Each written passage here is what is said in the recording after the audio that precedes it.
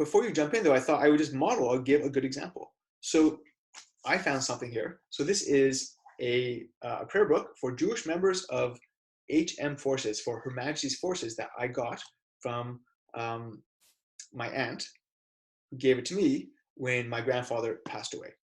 And so my grandfather was in the army in World War II, but he didn't fight in Europe. He fought in the Aleutian Islands because he was from Vancouver.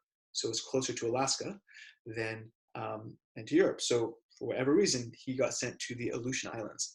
And I did a bunch of research. So about 2 or 3 years ago, I got his military records and found out a bit more about his time in the army. But what I found out though is that when you go to the army at that time, you would often get a prayer book. And because he was Jewish, he wasn't going to get a Christian prayer book, he got a Jewish prayer book.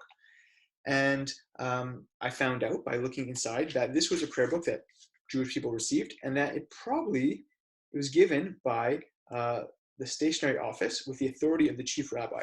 So there's no chief rabbi in Canada, so it probably came from Britain, and then the Canadian forces reprinted it.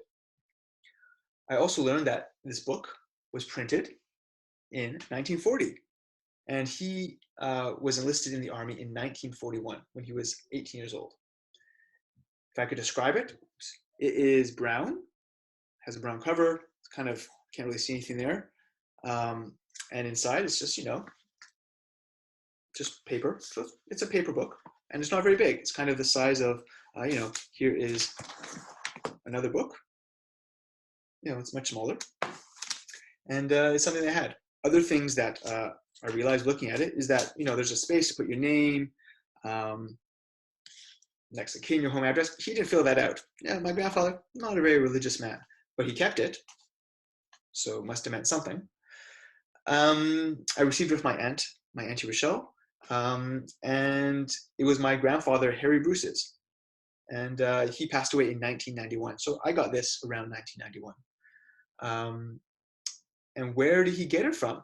Well, he got it, I'm guessing, in Vernon, BC, which is where he was enlisted in the first place he went. And I found that out from the research that I did into his military records. So what I want to encourage you to do is to do a project, better than I just did, and present it to your friends and your family using video. And what I'm hoping is that we can get lots and lots of stories that people can share with each other around a family treasure.